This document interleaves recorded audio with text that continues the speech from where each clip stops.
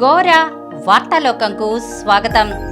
ఈనాటి ముఖ్యాంశాలు: రాహుల్ గాంధీ భారత్ న్యాయయాత్ర, పొగమంచు గుప్పిట్లో ఉత్తర భారతం, దేశంలో పెరిగిపోతున్న గజరాజుల అసహజ మరణాలు, అమెరికాలో రోడ్డు ప్రమాదం, 6 ఏపీ వాసుల దుర్మరణం, సమ్మె విరమించండి, అంగన్వాడీ కార్యకర్తలు సహాయకులకు మంత్రుల కమిటీ విజ్ఞప్తి, అవసరం ఉన్న జీవోలన్నింటినీ అప్లోడ్ చేస్తున్నాం, హైకోర్టుకు నివేదించిన ప్రభుత్వం, 1555 కిలోమీటర్ల జలమార్గాల్లో సరుకు రవాణా, జనవరి 19న విజయవాడలో అంబేద్కర్ విగ్రహావిష్కరణ, కొలికపూడిపై రామ్ గోపాల్ వర్మ ఫిర్యాదు, నేటి నుంచి విజయవాడ పుస్తక మహోత్సవం, కిస్సింగ్ బ్రిడ్జ్ కు పర్యాటకుల విశేషాదరణ, వెహికల్స్ కు నో ఎంట్రీ, దక్షిణాఫ్రికాకు తొలి ఇన్నింగ్స్ లో ఆధిక్యం, క్యాలీఫ్లవర్ ను అతిగా తినడం వల్ల గ్యాస్ అలర్జీ సమస్యలు. ఈరోజు వార్తలను చూద్దాం. రాహుల్ గాంధీ భారత్ న్యాయయాత్ర. కాంగ్రెస్ పార్టీ అగ్రనేత ఎంపీ రాహుల్ గాంధీ మరో సుదీర్ఘ యాత్రకు సన్నద్ధమవుతున్నారు. వచ్చే ఏడాది జరగనున్న సార్వత్రిక ఎన్నికల్లో విజయమే లక్ష్యంగా పార్టీ నూతన జవసత్వాలు అందించే దిశగా రెండో విడత యాత్రకు శ్రీకారం చుట్టబోతున్నారు. భారత్ న్యాయయాత్ర పేరిట తూర్పున మణిపూర్ నుంచి పశ్చిమాన మహారాష్ట్ర వరకు పాదయాత్ర జరగనుందని కాంగ్రెస్ వర్గాలు బుధవారం వెల్లడించాయి. వచ్చే ఏడాది జనవరి 14న మణిపూర్ రాజధాని ఇంఫాల్లో ప్రారంభం కానున్న ఈ యాత్ర 67 రోజుల పాటు కొనసాగి మార్చి 20వ తేదీన మహారాష్ట్ర రాజధాని ముంబైలో ముగుస్తుంది. దేశ ప్రజలకు ఆర్థిక, సామాజిక, రాజకీయ న్యాయాన్ని అందించడమే ధ్యేయంగా రాహుల్ గాంధీ భారత్ న్యాయయాత్ర చేపట్టనున్నట్లు కాంగ్రెస్ ప్రధాన కార్యదర్శి జైరాం రమేష్ తెలిపారు. ఈ యాత్రను ఏఐసిసి అధ్యక్షుడు మల్లికార్జున ఖర్గే ఇంఫాల్లో జెండా ఊపి ప్రారంభిస్తారు. పొగమంచు గుప్పిట్లో ఉత్తర భారతం. ఉత్తర భారతదేశం పొగమంచు గుప్పిట్లో చిక్కుకుంటోంది. దారులన్నీ దట్టమైన పొగమంచుతో మూసుకుపోతున్నాయి. ముందున్న వాహనాలు సైతం కనిపించని పరిస్థితి. దేశ రాజధాని ఢిల్లీలో పొగమంచుకు తోడు చలి తీవ్రత నానాటికి పెరుగుతోంది. నగరంలో భారత వాతావరణ శాఖ రెడ్ అలర్ట్ ప్రకటించింది. ఢిల్లీలో పొగమంచు కారణంగా బుధవారం 110 విమానాలు ఆలస్యంగా నడిచాయి. కొన్నింటిని ఇతర ఎయిర్పోర్టులకు మళ్లించారు. ఢిల్లీకి చేరుకోవలసిన 25 రైళ్లు ఆలస్యంగా వచ్చాయి. ఢిల్లీ నుంచి రాకపోకలు సాగించే విమానాలు ఆలస్యంగా నడుస్తుండడంపై ఎయిర్ ఇండియా సంస్థ స్పందించింది. ప్రయాణికులు తమ టికెట్లను ఎలాంటి అదనపు ఛార్జీలు లేకుండానే రీషెడ్యూల్ లేదా క్యాన్సిల్ చేసుకోవచ్చని సూచించింది. పంజాబ్, హర్యానా, ఢిల్లీ, ఉత్తరప్రదేశ్, మధ్యప్రదేశ్లో పొగమంచు తీవ్రత మరింత పెరిగే అవకాశం ఉందని ఐఎండీ అంచనా వేసింది. పొగమంచు కాలుష్యం వల్ల ఉత్తరాదిన వాయు నాణ్యత కూడా క్షీణిస్తోంది. తాజాగా సగటు వాయు నాణ్యత 381గా రికార్డయ్యింది. ఇది వెరీ పూర్ కేటగిరీలోకి వస్తుందని అధికారులు చెప్పారు. రాబోయే రోజుల్లో మరింత తగ్గే అవకాశం ఉందని వెల్లడించారు. దేశంలో పెరిగిపోతున్న గజరాజుల అసహజ మరణాలు. దేశంలో గజరాజుల మరణాలు ఇటీవల పెరిగాయి. విద్యుదాఘాతం, రైళ్లు ఢీకొనడం వంటి కారణాలతో పెద్ద ఎత్తున ఏనుగులు మరణిస్తున్నాయి. వీటికి తోడు వేటాడడం, విషప్రయోగం వంటి కారణాల వల్ల 5 ఏళ్లలో దేశవ్యాప్తంగా 522 ఏనుగులు మృత్యువాత పడ్డాయని కేంద్ర పర్యావరణ అటవీ మంత్రిత్వ శాఖ రాజ్యసభలో ఇటీవల వెల్లడించింది. విద్యుదాఘాతాల కారణంగా 5 ఏళ్లలో అత్యధికంగా 379 ఏనుగులు మృతి చెందినట్లు కేంద్ర మంత్రిత్వ శాఖ పేర్కొంది. ఆ తర్వాత రైలు ప్రమాదాల బారిన పడి 5 ఏళ్లలో 75 ఏనుగులు మరణించాయి. వేటాడడం ద్వారా 47 గజరాజులను చంపేశారు. దంతాల కోసం విషప్రయోగం చేసి 21 ఏనుగులను హతమార్చినట్లు కేంద్ర మంత్రిత్వ శాఖ వివరించింది. అమెరికాలో రోడ్డు ప్రమాదం, 6 ఏపీ వాసుల దుర్మరణం. అమెరికాలోని టెక్సాస్లో జాతీయ రహదారిపై మంగళవారం సాయంత్రం జరిగిన రోడ్డు ప్రమాదంలో డాక్టర్ బిఆర్ అంబేద్కర్ కోనసీమ జిల్లా అమలాపురానికి చెందిన పొన్నాడ నాగేశ్వరరావు కుటుంబానికి చెందిన 5, విశాఖకు చెందిన మరో వ్యక్తి దుర్మరణం పాలయ్యారు. ఇందులో మృతుడు నాగేశ్వరరావు ముమ్మిడివరం ఎమ్మెల్యే పొన్నాడ వెంకట సతీష్ కుమార్కు స్వయాన పినతండ్రి. నాగేశ్వరరావుతో పాటు ఆయన భార్య సీతామహాలక్ష్మి, కుమార్తె పోతాబత్తుల నవీన గంగ, ఆమె కుమారుడు కృతిక్, కుమార్తె నిషితాతో పాటు నాగేశ్వరరావు అల్లుడైన పోతాబత్తుల లోకేష్ స్నేహితుడు బర్రీ రిషేల్డ్ మృత్యువాత పడ్డారు. పోతాబత్తుల లోకేష్ తీవ్రంగా గాయపడి అక్కడే ఓ ఆసుపత్రిలో అపస్మారక స్థితిలో చికిత్స పొందుతున్నారు. టెక్సాస్ జాతీయ రహదారిపై నాగేశ్వరరావు కుటుంబం కారులో వెళుతున్నారు. పక్కనే వస్తున్న ట్రక్కు కారును బలంగా ఢీకొట్టడంతో ఈ ప్రమాదం జరిగింది. సమ్మె విరమించండి, అంగన్వాడీ కార్యకర్తలు సహాయకులకు మంత్రుల కమిటీ విజ్ఞప్తి. అంగన్వాడీలకు మరింత చేయూతనివ్వడానికి ప్రభుత్వం కృతనిశ్చయంతో ఉందని, వారి న్యాయమైన డిమాండ్లను పరిష్కరించడానికి ప్రభుత్వం చిత్తశుద్ధితో కృషి చేస్తోందని రాష్ట్ర మంత్రుల బృందం తెలిపింది. ఈ విషయాన్ని దృష్టిలో పెట్టుకుని సమ్మెను విరమించుకోవాలని అంగన్వాడీ కార్యకర్తలు సహాయకులకు బుధవారం ఒక ప్రకటనలో విజ్ఞప్తి చేసింది. అంగన్వాడీలు చేస్తున్న సమ్మెతో రాష్ట్రంలో గర్భిణులు, బాలింతలు, పసిపిల్లలు పౌష్టికాహారం అందక ఇబ్బందులు పడుతున్న విషయాన్ని సహృదయంతో అర్థం చేసుకోవాలని కోరింది. గర్భిణులు, బాలింతలు, చిన్నపిల్లల మీద మరింత శ్రద్ధ తీసుకోవాల్సిన బాధ్యత ప్రభుత్వంపై ఉందని, వారి క్షేమం కోసం ప్రభుత్వం ప్రత్యామ్నాయ ఏర్పాట్లు చేయాల్సిన అనివార్య పరిస్థితి తీసుకురావద్దని కోరింది.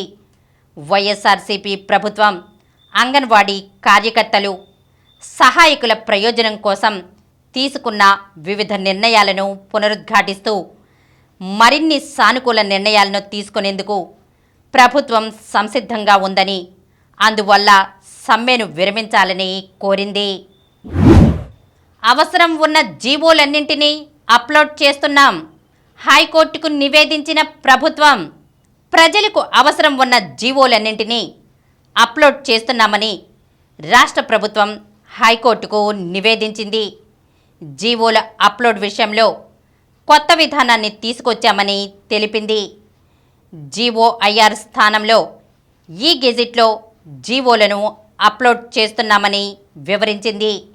ఆ మేరకు జీవో 100 జారీ చేశామని తెలిపింది. రాష్ట్ర ప్రభుత్వం తరపున ప్రభుత్వ ప్రత్యేక న్యాయవాది చింతల సుమన్ వాదనలు వినిపిస్తూ పెట్రోల్ బిల్లులు, కరెంటు బిల్లుల చెల్లింపులు, జీతభత్యాలు వంటి అప్రధాన్య జీవోలను మాత్రమే అప్లోడ్ చేయడం లేదని తెలిపారు. అత్యవసర జీవోలను జీవో జారీ అయిన మరుసటి రోజే అప్లోడ్ చేస్తున్నామన్నారు. గతంలో జీవోలపై ఎవరు జారీ చేశారో వారి సంతకం ఉండేది కాదని, ఇప్పుడు వారి సంతకంతో సహా అప్లోడ్ చేస్తున్నామని ఆయన కోర్టు దృష్టికి తీసుకొచ్చారు. గోప్యత, అతి గోప్యత, రహస్య జీవోలను మాత్రమే అప్లోడ్ చేయడం లేదన్నారు. పిటిషనర్ల తరపు న్యాయవాదులు వాదనలు వినిపిస్తూ నామమాత్రంగానే జీవోలను అప్లోడ్ చేస్తున్నారని తెలిపారు. ప్రభుత్వం జారీ చేసే జీవోల గురించి తెలుసుకోవడం పౌరుల హక్కు అన్నారు. అనంతరం ధర్మాసనం స్పందిస్తూ పారదర్శకతలో భాగంగా జీవోలన్నింటినీ వెబ్సైట్లో అప్లోడ్ చేయాల్సిన అవసరం ఎంతైనా ఉందని అభిప్రాయపడింది. 1555 కిలోమీటర్ల జలమార్గాల్లో సరుకు రవాణా. రాష్ట్రంలో అంతర్గత జల రవాణా అభివృద్ధిపై దృష్టి సారిస్తున్నట్లు AP inland waterways authority chairman Dantuluri Dilip Kumar చెప్పారు. త్వరలోనే జల రవాణా, కార్గో రవాణాలో భాగంగా స్టాండర్డ్ ఆపరేటింగ్ ప్రొసీజర్ తీసుకొస్తామన్నారు. AP chamber of commerce, industries federation, inland waterways authority సంయుక్తంగా బుధవారం విజయవాడలో వివిధ స్టేక్ హోల్డర్లతో నిర్వహించిన సమావేశంలో ఆయన మాట్లాడారు. ప్రపంచవ్యాప్తంగా సరుకు రవాణా రంగంలో జల రవాణా గ్రోత్ ఇంజిన్గా మారుతోందన్నారు. కాలుష్యంతో పాటు ప్రతి కిలోమీటరుకు టన్ను సరుకు రవాణాలో రైలు కంటే 18%, రోడ్డు మార్గం కంటే 54% ఖర్చు తగ్గుతుందని చెప్పారు. ఈ క్రమంలోనే లాభదాయక వాణిజ్యాన్ని ప్రోత్సహించేందుకు ఆంధ్రప్రదేశ్లోని నదీ మార్గాల సామర్థ్యాల పెంపుపై సాంకేతిక పద్ధతిలో సర్వేలు నిర్వహిస్తున్నట్లు తెలిపారు. రాష్ట్రంలో కృష్ణా, గోదావరితో పాటు సుమారు 57 చిన్న, పెద్ద నదులున్నాయన్నారు. వీటి ద్వారా 974 కిలోమీటర్ల సుదీర్ఘ తీరరేఖలోని కోస్టల్ షిప్పింగ్ను ఇన్లాండ్ వాటర్ ట్రాన్స్పోర్ట్తో అనుసంధానం చేసేందుకు ప్రణాళికలు రూపొందిస్తున్నట్లు చెప్పారు. వీటిల్లో దాదాపు 1555 కిలోమీటర్ల పొడవైన 11 నదులు, కాలువలు సరుకు రవాణాకు అనువైన జలమార్గాలుగా మారతాయని అంచనా వేసినట్లు ఆయన తెలిపారు. జనవరి 19న విజయవాడలో అంబేద్కర్ విగ్రహావిష్కరణ. జనవరి 19న విజయవాడలో డాక్టర్ బాబాసాహెబ్ అంబేద్కర్ విగ్రహావిష్కరణ జరుగుతుందని వైఎస్ఆర్సీపీ రాష్ట్ర ప్రధాన కార్యదర్శి, రాష్ట్ర ప్రభుత్వ సలహాదారు సజ్జల రామకృష్ణారెడ్డి చెప్పారు. తాడేపల్లిలోని ఒక హోటల్లో బుధవారం జరిగిన అంబేద్కర్ విగ్రహావిష్కరణ సన్నాహక సమావేశంలో ఆయన మాట్లాడారు. విజయవాడలో ఏ మూల నుంచి చూసినా రాజ్యాంగ నిర్మాత అంబేద్కర్ కనిపిస్తారని చెప్పారు. సామాజిక న్యాయానికి వైఎస్ఆర్సీపీ సీఎం వైఎస్ జగన్ పెద్దపీట వేసినట్లు తెలిపారు. 125 అడుగుల అంబేద్కర్ విగ్రహావిష్కరణ చరిత్రలో నిలిచిపోయే బహుమానమని పేర్కొన్నారు. భారత జాతి గురించి, మన దేశం గురించి చెప్పాలనుకున్నా మొదట చెప్పాల్సిన పేర్లలో అంబేద్కర్ పేరు ఉంటుందన్నారు. అది ప్రతి రాజకీయ నేత తలుచుకునే పేరు అన్నారు. కొలికపూడిపై రామ్ గోపాల్ వర్మ ఫిర్యాదు. టీవీ5 ఛానల్లో ఓ డిబేట్లో కొలికపూడి శ్రీనివాసరావు మాట్లాడుతూ రామ్ గోపాల్ వర్మ తల నరికి తెస్తే ₹1 కోటి ఇస్తానని ఆఫర్ ఇవ్వడం తీవ్ర కలకలం సృష్టించింది. దీనిపై ఈ సినిమా నిర్మాత దాసరి కిరణ్ కుమార్తో కలిసి రామ్ గోపాల్ వర్మ డీజీపీ కేవీ రాజేంద్రనాథ్ రెడ్డికి బుధవారం ఫిర్యాదు చేశారు. అనంతరం ఆయన మంగళగిరిలోని రాష్ట్ర పోలీస్ ప్రధాన కార్యాలయం బయట మాట్లాడారు. తనను చంపడానికి కొలికపూడి శ్రీనివాసరావు టీవీలో ప్రత్యక్ష ప్రసారం అవుతున్న డిబేట్లోనే ఓపెన్ ఆఫర్ ఇచ్చారన్నారు. ఆయన మాటలతో కిరాయి హంతకులు, ఇతరులు ఎవరైనా ప్రభావితమయ్యే అవకాశం ఉందని ఆందోళన వ్యక్తం చేశారు. కొలికపూడి శ్రీనివాసరావుతో పాటు ఆ డిబేట్కు వ్యాఖ్యాతగా సాంబశివరావు, టీవీ5 ఛానల్ యజమాని బీఆర్ నాయుడుపై డీజీపీకి ఫిర్యాదు చేసినట్లు తెలిపారు. ఇలాంటి వ్యక్తులతో ఇలా హత్యకు ఓపెన్ ఆఫర్ ఇచ్చేలా కార్యక్రమాలను ఉద్దేశపూర్వకంగా ప్రసారం చేస్తున్నారని రామ్ గోపాల్ వర్మ చెప్పారు. బహిరంగ సభల్లో మాట్లాడడం, టీవీ డిబేట్లలో మాట్లాడడం, పత్రికల్లో రాయడం, సోషల్ మీడియాలో పోస్టులు పెట్టడం అన్నవి రాజకీయపరమైన భావ వ్యక్తీకరణ అయినప్పుడు సినిమా ద్వారా తాను చేసేది కూడా తన భావ వ్యక్తీకరణే అవుతుందన్నారు. సినిమా చూడకుండా అందులో ఏదో ఉందని ముందుగానే విడుదలను అడ్డుకోవాలని చూడడం విడ్డూరంగా ఉందన్నారు. వ్యూహం సినిమా ఎప్పుడు విడుదల అన్నది కోర్టు పరిధిలోని అంశమని ఆయన చెప్పారు. మీకు మర్డర్ చేయటం కన్నా వేరే వాళ్ళని ఇన్స్పైర్ చేస్తున్నారు మీరు. ఎందుకంటే ఇప్పుడు మీకు కిరాయి హంతకుల వీళ్ళ డబ్బులు ఇస్తే ఎవరు చేస్తారు? కిరాయి హంతకులు చేస్తారు. వాడిని చంపితే ఇంత డబ్బులు ఇస్తాను అని ఎంతమంది ఎక్కడెక్కడ ఎలా ఇన్స్పైర్ అవుతారో అని మనకు ఎట్లా తెలుస్తుంది? సో అలాంటిది మీరు టీవీలో చెప్పించడం కానీ చెప్పడానికి అవకాశం ఇవ్వటం అనేది మేజర్ క్రైమ్ అనేది మా ఉద్దేశం. అది ఆ కంప్లైంట్ ఇవ్వడానికి నేను వచ్చాను ఇక్కడ డీజీపీ గారి దగ్గరికి. డీజీపీ గారి దగ్గరికి నేను దాసరి కిరణ్ కుమార్ మీ ఇద్దరం కంప్లైంట్ హ్యాండ్ ఓవర్ చేసాం. దానికి అప్రాప్రియేట్ యాక్షన్ వాళ్ళు దాంట్లో ఉన్న అన్ని పరిశీలించి వాళ్ళు తీసుకుంటారు. నేటి నుంచి విజయవాడ పుస్తక మహోత్సవం. గతంలో జనవరి 1వ తేదీన ప్రారంభించే మహోత్సవాలను కరోనా తర్వాత గత 2 ఏళ్ల నుంచి డిసెంబర్లోనే ప్రారంభిస్తున్నారు. ఇప్పటి వరకు నగరం నడిబొడ్డులోని స్వరాజ్య మైదానంలో స్టాళ్లు ఏర్పాటు చేసేవారు. ప్రస్తుతం అక్కడ అంబేద్కర్ స్మృతివనం పనులు కొనసాగుతుండటంతో ప్రభుత్వ పాలిటెక్నిక్ కళాశాల ప్రాంగణానికి మార్చారు. ఈ వేదిక జాతీయ రహదారి పక్కనే ఉన్న నగరానికి చివరన ఉండడంతో వన్ టౌన్ ఆపై ప్రాంతాల నుంచి వచ్చేవారికి ఇబ్బందులు ఎదురవుతున్నాయి. ఈ 11 రోజుల పాటు సిటీ సర్వీసులు మరిన్ని నడిపితే ఎక్కువ మంది ప్రదర్శన తిలకించే అవకాశం ఉంటుంది. బుధవారం నిర్వహించిన విలేకరుల సమావేశంలో నిర్వాహకులు కార్యక్రమానికి సంబంధించిన బ్రోచర్ను ఆవిష్కరించి వివరాలు వెల్లడించారు. ఈరోజు సాయంత్రం 6 గంటలకు పుస్తక మహోత్సవాలను కేంద్ర సాహిత్య అకాడమీ చైర్మన్ మాధవ్ కౌశిక్, రాష్ట్ర విద్యాశాఖ మంత్రి బొత్స సత్యనారాయణలు ప్రారంభిస్తారు. అనంతరం 7 గంటలకే కేతు విశ్వనాథరెడ్డి సాహిత్య వేదికపై వరహాల శెట్టి సంస్మరణ సభ మ్యాజిక్ షో జరుగుతుంది. కిస్సింగ్ బ్రిడ్జ్కు పర్యాటకుల విశేషాదరణ. వెహికల్స్కు నో ఎంట్రీ. వియత్నాంలో అది ఓ వంతెన, కానీ దాన్ని కట్టింది అన్ని వంతెనల మాదిరిగా అటు ఇటు దాటడానికి కాదు, ముద్దులు పెట్టుకోవడానికి. వినడానికే విచిత్రంగా ఉంది కదూ. దక్షిణ వియత్నాంలోని పూక్వోక్ ద్వీపం అందమైన బీచ్లకు ప్రసిద్ధి. అక్కడి సన్సెట్ సిటీలో ఇటీవల నిర్మించిన 800 మీటర్ల పైచిలుకు పొడవైన బ్రిడ్జి అందరినీ ఎంతగానో అలరిస్తోంది. ఇది ముద్దుల బ్రిడ్జి కావడమే ఇందుకు కారణం. దీని డిజైన్ను ఇటలీకి చెందిన ఆర్కిటెక్ట్ మార్కో కాసామోంటి రూపొందించారు. లగ్జరీ టూరిజం డెవలపర్ సంస్థ సన్ గ్రూప్ నిర్మించింది. ఆడమ్ సృష్టికి సంబంధించి ప్రపంచ ప్రఖ్యాత చిత్రకారుడు మైకేలాంజిలో సిస్టిన్ చాపెల్లో సృజించిన ఫ్రెస్కో పెయింటింగ్ స్ఫూర్తితో దీని డిజైన్కు రూపకల్పన చేశారు. 2 సగాలుగా ఈ బ్రిడ్జ్ నిర్మాణం జరిగింది.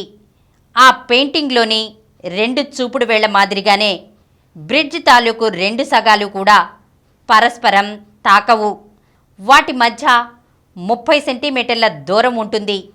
దూరం నుంచి చూస్తే ఆ 2 కొనలు ఒకదాన్నొకటి చుంబించుకున్నట్లుగానే ఉండటం మరో విశేషం. దక్షిణాఫ్రికాకు తొలి ఇన్నింగ్స్లో ఆధిక్యం. బాక్సింగ్ డే టెస్ట్పై దక్షిణాఫ్రికా ఆధిక్యం కనబరుస్తోంది. రెండో రోజు ఆటలో భారత్ను తొలి ఇన్నింగ్స్లో 245 పరుగులకు ఆలౌట్ చేసిన సఫారీ బ్యాటింగ్లోనూ సత్తా చాటుకుంది. దక్షిణాఫ్రికా ఆరంభానికి సిరాజ్ తూట్లు పొడిచినప్పటికీ ఓపెనర్ డీన్ ఎల్గర్ శతకంతో సాఫీగా సాగిపోయింది. 2 పటిష్టమైన భాగస్వామ్యాలతో సఫారీ తొలి ఇన్నింగ్స్లో ఆధిక్యం సంపాదించేందుకు ఎల్గర్ కీలక పాత్ర పోషించాడు. Over night batter KL Rahul century మినహా తొలి టెస్ట్లో రెండో రోజంతా దక్షిణాఫ్రికా హవానే నడిచింది. ఓపెనర్ ఎల్గర్ చక్కని సెంచరీతో సఫారీ భారీ స్కోరుపై కన్నేసింది. తద్వారా దక్షిణాఫ్రికా తొలి ఇన్నింగ్స్లో ఆధిక్యాన్ని పెంచుకునేందుకు పట్టు బిగిస్తోంది. బుధవారం రెండో రోజు ఆటలో తొలుత భారత్ తొలి ఇన్నింగ్స్ 67.4 ఓవర్లలో 245 పరుగుల వద్ద ముగిసింది. రాహుల్ టెస్టుల్లో 8వ శతకం సాధించాడు. మొదటి రోజే రబడా 5 వికెట్లు తీయగా రెండో రోజు మిగిలిన 2 వికెట్లలో కొయెట్జీ, బర్గర్ చెరొకటి తీశారు. అనంతరం తొలి ఇన్నింగ్స్ ఆరంభించిన దక్షిణాఫ్రికా ఆట నిలిచే సమయానికి 66 ఓవర్లలో 5 వికెట్లకు 256 పరుగులు చేసి 11 పరుగుల ఆధిక్యం పొందింది. ఎల్గర్, జాన్సన్ క్రీజులో ఉన్నారు. బుమ్రా, సిరాజ్ చెరో 2 వికెట్లు పడగొట్టారు. క్యాలీఫ్లవర్ను అతిగా తినడం వల్ల గ్యాస్, అలర్జీ సమస్యలు. క్యాలీఫ్లవర్తో వివిధ రకాల వంటకాలు తయారు చేసుకుని చాలామంది ఇష్టంగా తింటారు. క్యాలీఫ్లవర్లోని పోషకాలు ఆరోగ్యానికి కూడా మేలు చేస్తాయి. అయితే క్యాలీఫ్లవర్ను అతిగా తినడం వల్ల కడుపు ఉబ్బరంతో పాటు జీర్ణ సంబంధిత సమస్యలు కూడా తలెత్తుతాయి. ముఖ్యంగా వీటిని పచ్చిగా తింటే పొట్టలో గ్యాస్ సమస్య, జీర్ణక్రియ సమస్యలతో పోరాడక తప్పదు. క్యాలీఫ్లవర్లో ఉండే గ్లూకోసినోలేట్స్ అనే సల్ఫర్ కలిగిన రసాయనాలు కడుపులోకి ప్రవేశించినప్పుడు అవి హైడ్రోజన్ సల్ఫైడ్ వంటి సమ్మేళనాలను ఏర్పరుస్తాయి. ఇది కడుపులో వాయువును సృష్టిస్తుంది. అందువల్లనే క్యాలీఫ్లవర్ తిన్న తర్వాత కడుపు ఉబ్బరంగా అనిపిస్తుంది. క్యాలీఫ్లవర్ వంటి కూరగాయలు గ్రంథుల పనితీరుకు ఆటంకం కలిగిస్తాయి. హైపోథైరాయిడిజం వంటి సమస్యలతో బాధపడేవారు క్యాలీఫ్లవర్ తినకపోవడం మంచిది. కొందరికి క్యాలీఫ్లవర్ తినడం వల్ల చర్మంపై దురద, దద్దుర్లు, శ్వాస తీసుకోవడంలో ఇబ్బంది, వాపు వంటి సమస్యలు తలెత్తుతాయి. ఇప్పుడు కొన్ని సంక్షిప్త వార్తలను చూద్దాం. MLHP పోస్టుల భర్తీకి నోటిఫికేషన్. రాజమండ్రి జోన్ 2 పరిధిలోని జిల్లాలో ఖాళీగా ఉన్న మిడ్ లెవెల్ హెల్త్ ప్రొవైడర్స్ పోస్టులను కాంట్రాక్ట్ పద్ధతిలో భర్తీ చేసేందుకు దరఖాస్తులను ఆహ్వానిస్తున్నామని రాజమండ్రి ప్రాంతీయ వైద్య ఆరోగ్య సంచాలకులు డాక్టర్ పి. పద్మా శశిధర్ బుధవారం ఓ ప్రకటనలో తెలిపారు. సివిల్స్ ఇంటర్వ్యూలకు ఎంపికైన వారికి ఉచిత గైడెన్స్. యూపీపీఎస్సీ సివిల్ సర్వీసెస్లో మెయిన్స్లో ఉత్తీర్ణులై ఇంటర్వ్యూలకు వెళ్లే అభ్యర్థులకు సీనియర్ IAS, IPS అధికారులతో ఉచితంగా మాక్ ఇంటర్వ్యూ గైడెన్స్ ఇవ్వనున్నట్లు శరత్ చంద్ర IAS అకాడమీ MD తోట శరత్ చంద్ర తెలిపారు. ప్రీ క్వార్టర్ ఫైనల్లో సహజ అంతర్జాతీయ టెన్నిస్ సమాఖ్య మహిళల టోర్నీలో సింగిల్స్ విభాగంలో హైదరాబాద్ అమ్మాయి సహజ యామలపల్లి శుభారంభం చేసింది. నవీ ముంబైలో జరుగుతున్న ఈ టోర్నీలో బుధవారం జరిగిన సింగిల్స్ తొలి రౌండ్లో సహజ 5-7, 6-1, 6-2తో హైదరాబాద్కే చెందిన శ్రీవల్లి రష్మికపై గెలిచి ప్రీ క్వార్టర్ ఫైనల్లోకి దూసుకెళ్లింది. తొలి సిరీస్ విజయం లక్ష్యంగా నేడు ఆస్ట్రేలియాతో భారత మహిళల జట్టు తొలి వన్డే మధ్యాహ్నం 1:30 నుంచి. రెండో స్థానంలో హంపి. ప్రపంచ ర్యాపిడ్ చెస్ ఛాంపియన్షిప్ మహిళల విభాగంలో భారత స్టార్ ఆంధ్రప్రదేశ్ గ్రాండ్ మాస్టర్ కోనేరు హంపి రెండో రోజు అద్భుత ఆటతో ఆకట్టుకుంది. తొలి రోజు 4 రౌండ్ల తర్వాత 3 పాయింట్లతో 15వ ర్యాంక్లో ఉన్న హంపి రెండో రోజు రెండో స్థానానికి ఎగబాకింది. దబంగ్ ఢిల్లీతో Jaipur pink panthers match draw.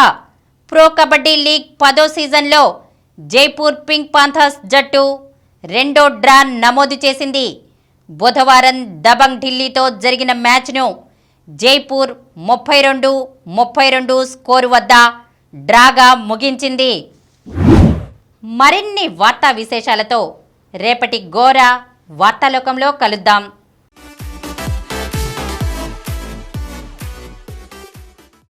ప్రతిరోజు వార్తా విశేషాల కోసం అనతి కాలంలోనే 20 కోట్ల వ్యూస్కు చేరువలో ఉన్న డాక్టర్ సమరం మల్టీ ఛానల్ నెట్వర్క్ సమర్పించు గోరా వార్తాలోకంకు సబ్స్క్రైబ్ చేయండి, లైక్ చేయండి, మీ ఫ్రెండ్స్కి షేర్ చేయండి. అలాగే ప్రక్కనున్న గంట సింబల్ని ప్రెస్ చేయడం మర్చిపోకండి. Please download Samaram multi-channel app and watch your favorite channels from your mobile. App available on Google Play Store and subscribe to the channels.